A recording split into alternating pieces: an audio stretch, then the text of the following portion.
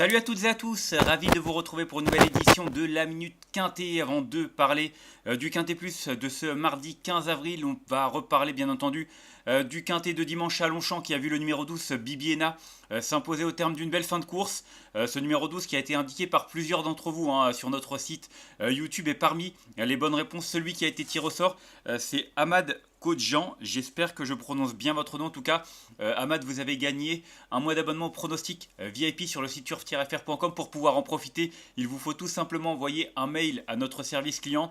L'adresse s'affiche en haut de votre écran, david@turf-fr.com. Il se fera un plaisir de vous créditer ce mois. Merci à tous d'avoir participé une nouvelle fois pour ce concours. On remettra ça bien entendu dès dimanche prochain. On va maintenant parler du Quintet de mardi. On prend la direction d'Auteuil ce mardi 15 avril avec le prix Gaston Branner, première course du programme. C'est tout simplement un handicap sur les haies, une listed race pour des chevaux de 4 ans, des poulains et des pouliches qui seront en lice sur le parcours de 3600 mètres. 16 concurrents au départ, une course qui est prévue aux alentours de 13h55. Alors on le sait, en général ce genre de tournoi pour jeunes pousses est parfois ouvert. En tout cas, on a des concurrents qui ont déjà eu l'occasion de croiser le fer, et c'est vrai que j'ai pas hésité à retenir en tête de ma sélection l'As Emidio Pepe, qui sera certainement le favori de la grande majorité des turfistes. Un cheval qui l'an passé avait aligné 3 victoires consécutives, dont 2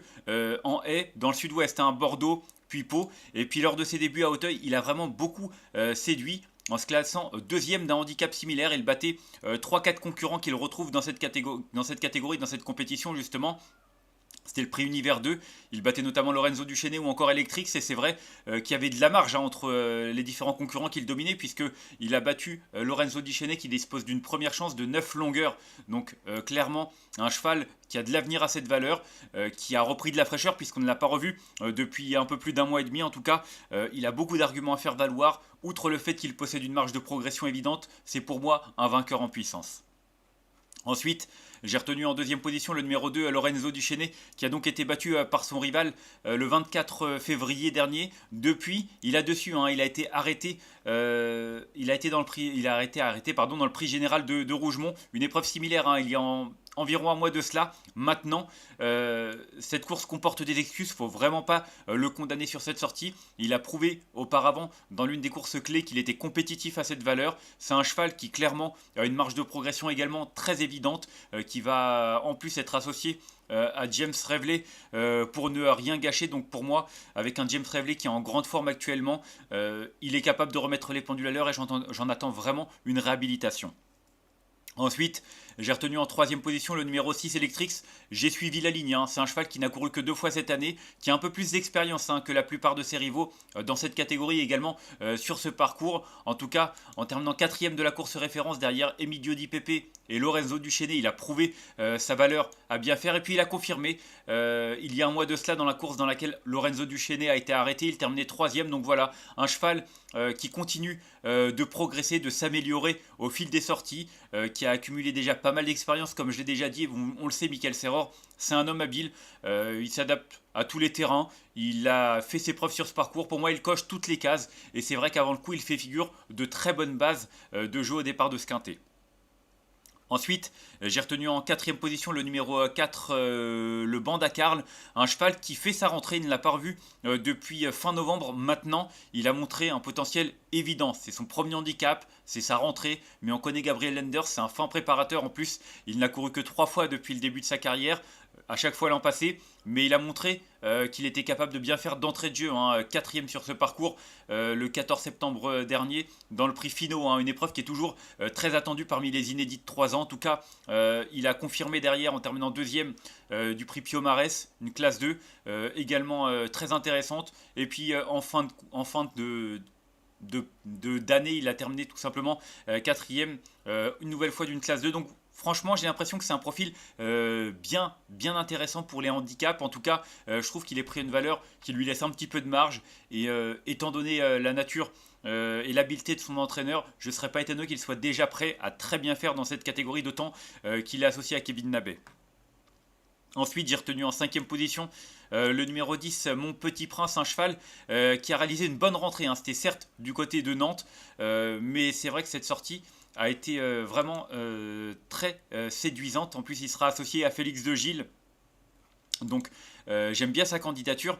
C'est un cheval qui a été rodé en province, il n'a couru que 4 fois, mais je pense que si Gabriel Enders a décidé de prendre le chemin d'Auteuil, c'est qu'il le pense suffisamment aguerri désormais, avec un peu plus de métier, pour affronter justement certains concurrents peut-être un peu plus coriaces. En tout cas, je pense qu'il va afficher des progrès sur sa course de rentrée. Donc voilà, j'aime bien son profil également. En plus, il a battu Cargo de Nuit avec 4 kilos en plus.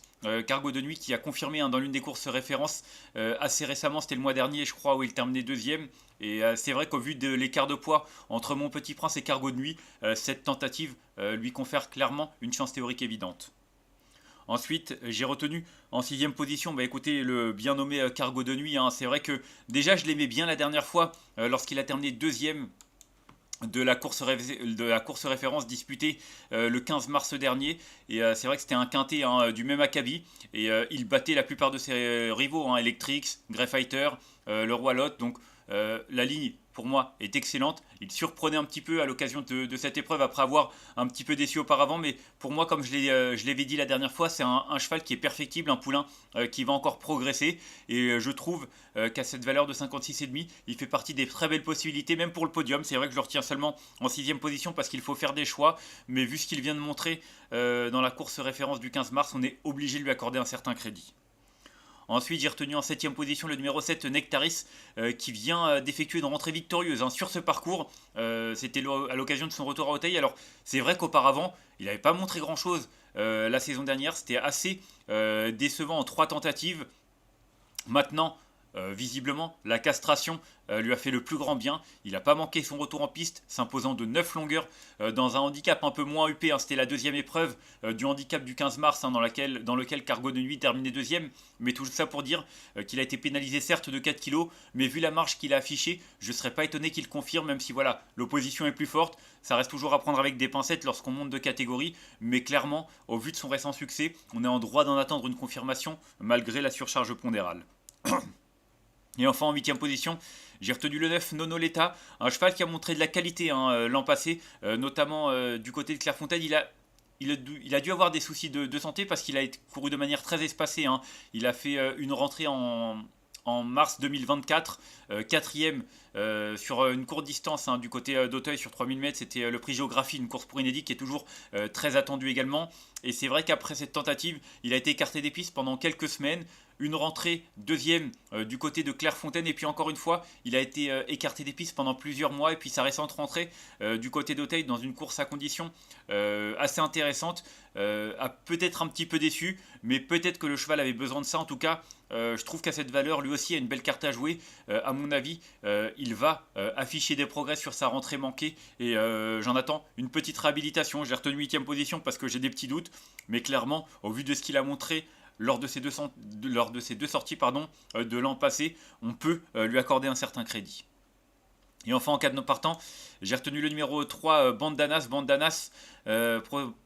pensionnaire de Giada Menato, qui a montré de la qualité. C'est vrai que dernièrement, 5ème d'une listed race, c'était vraiment pas mal du tout. Là, il est pris à une valeur qui est à peu près la sienne à mon avis. Il est à peu près dans sa valeur, même peut-être un peu en dessous, donc ça peut être vraiment intéressant. En tout cas, il a fait ses preuves sur ce parcours, il est régulier, il est courageux, et c'est vrai que pour ses débuts dans cette catégorie, il a le droit de viser un bon classement, et c'est à mon sens un outsider assez séduisant. Mais ce sera juste un regret de ma part, bien entendu.